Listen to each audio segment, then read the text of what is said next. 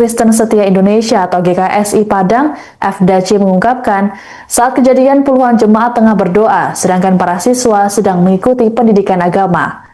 Insiden ini mengakibatkan perusakan itu disebabkan bangunan tersebut digunakan tempat ibadah dan setiap keagamaan yang dilakukan selalu menutupi jalan warga.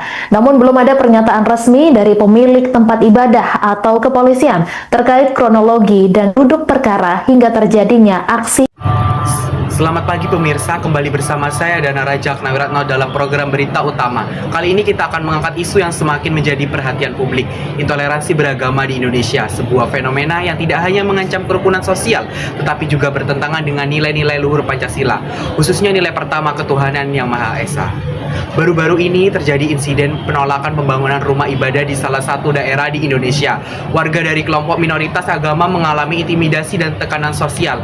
Meskipun telah memenuhi syarat administratif, kasus ini menambah daftar panjang pelanggaran kebebasan beragama yang terjadi dalam beberapa tahun terakhir. Untuk memahami lebih dalam, kami telah mewawancarai 5 narasumber dari berbagai latar belakang yang menyoroti pentingnya menjaga toleransi dan menegakkan nilai-nilai Pancasila.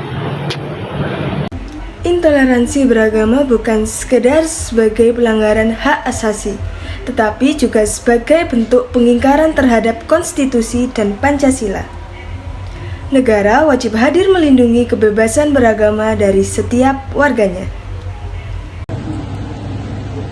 Kami melihat banyak anak muda mulai menyuarakan untuk menolak intoleransi, tetapi masih banyak kelompok yang menyebarkan kebencian mengatasnamakan agama. Agama tidak pernah mengajarkan kekerasan atau pemaksaan. Justru, toleransi adalah inti dari ajaran agama. Kita harus kembali ke nilai-nilai itu. Pelanggaran terhadap toleransi beragama adalah pelanggaran terhadap Pancasila.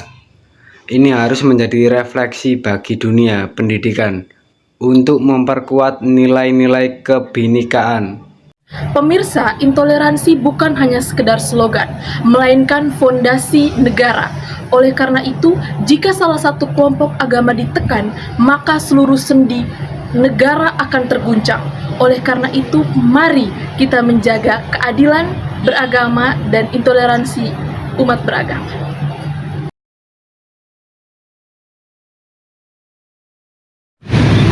Baik, Assalamualaikum warahmatullahi wabarakatuh. Saya perwakilan dari kelas D akan melakukan wawancara tentang pendidikan Pancasila. Yang pertama, sebelumnya perkenalkan saya Dana Rajak Nawiratno. Perkenalkan, nama saya Nisrina Dienta Salsabila dengan NIM 131250041 dari kelas A. Nah, jadi untuk pertanyaan yang pertama, apakah saudara mengetahui intoleransi? Baik, terima kasih. Untuk intoleransi sendiri, berdasarkan perspektif saya, intoleransi itu adalah suatu perasaan di mana setiap individu itu merasa tidak memiliki hak yang sama, tidak memiliki keadilan yang sama dalam setiap perlakuan. Dan intoleransi sendiri itu bisa dilakukan dalam berbagai aspek ya. Khususnya yang rentan terjadi itu dalam konteks beragama. Itu berdasarkan perspektif saya. Baik, terima kasih. Menurut saudara, apakah pengertian intoleransi beragama tersebut?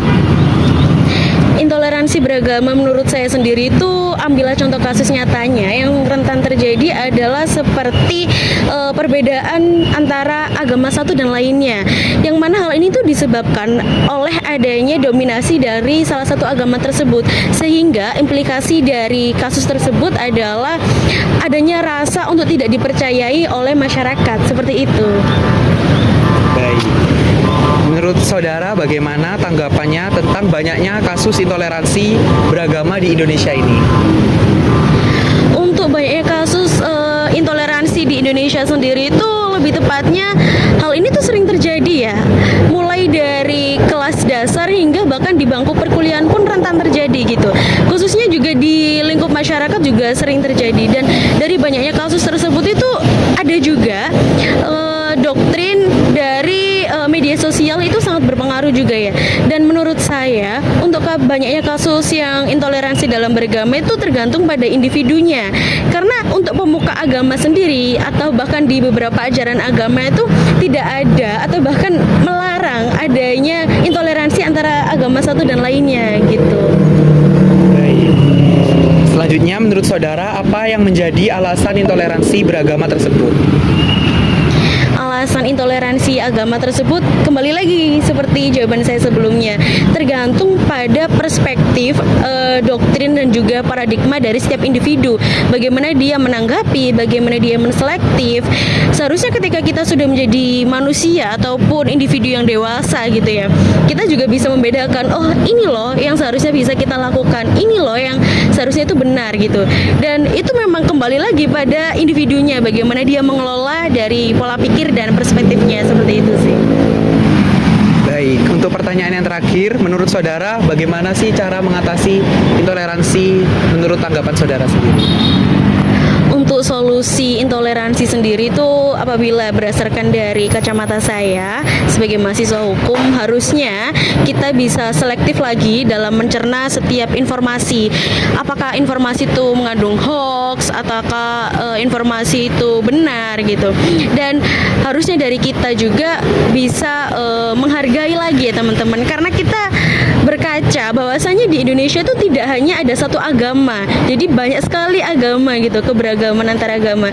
Jadi mau tidak mau ketika kita berdampingan dengan agama yang lain, kita seharusnya bisa toleransi dan menghargai agama satu dan lainnya, seperti itu. Baik, terima kasih atas jawabannya. Terima kasih.